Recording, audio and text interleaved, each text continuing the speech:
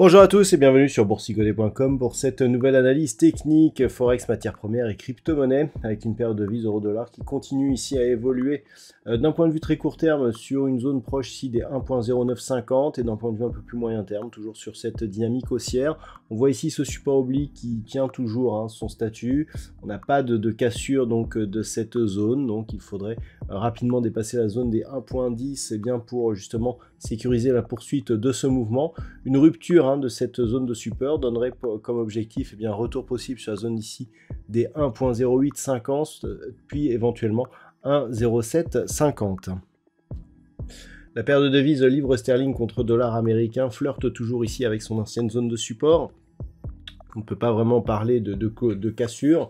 On a eu un nouveau plus haut significatif. La phase de consolidation ne permet pas des cassures de support majeurs. Donc pour l'instant, on s'achemine plus vers une neutralisation. En tout cas, ce sera le cas tant que l'on restera au-dessus des 1.2610. Pour relancer cette dynamique haussière, il faudrait au minimum repartir au-delà de cette zone ici des 1.2870. Sur l'or, il ne se passe pas non plus grand-chose, puisqu'après un énième test de franchissement de cette zone des 2070 $ l'once, on se repositionne ici au contact des moyennes mobiles, au-dessus de la zone des 2005 $ l'once. Donc là aussi, tant que nous sommes dans cette zone, ça reste neutre. Il faudrait casser ici 2005, puis ce point bas significatif proche des 1975 $ l'once pour avoir un changement de tendance qui s'orienterait donc à la baisse, alors qu'un retour des cours ici au-delà des 2070, elle laissera entrevoir une possibilité de retour sur cette zone de record donc du métal jaune que nous avons connu en fin d'année dernière à 2145,92. Pour l'instant, ça reste neutre donc sur l'évolution du métal jaune. Au niveau du pétrole, pas de changement non plus, on reste dans un range ici entre 71 et 74 $ le baril.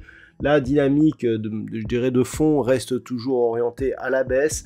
Une cassure ici de cette zone proche des 68 $ le baril et une cassure de la zone de support majeure des 67,50 irait dans le sens d'une poursuite de cette dynamique et donc confirmerait le mouvement de fond. Alors que pour avoir un vrai retournement de tendance, il faudrait venir aussi au contact de la bande de Bollinger supérieure et casser ensuite la zone ici des 76,20 $ le baril. Tant que nous sommes sous cette zone, ce sera au mieux neutre sur la tendance court terme.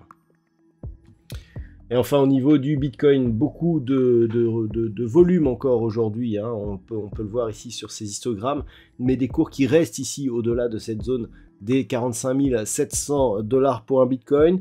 Donc il semblerait que l'on anticipe la création de ce fonds. La réponse de la SEC est toujours attendue.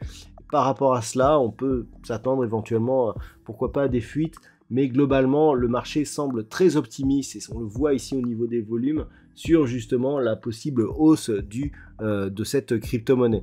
Donc on surveille cette zone des 45 700, puisque si on redescendait en dessous, ce sera un premier point d'une possible invalidation de la poursuite de ce mouvement haussier. Prochain objectif se situe ici sur cette zone des 51 900 $ pour un Bitcoin. Voilà donc ce que l'on peut dire sur l'analyse technique de ces principaux actifs de marché. Je vous souhaite de passer une très bonne soirée. On se retrouve dès demain pour d'autres analyses techniques, toujours sur le site boursicoté.com.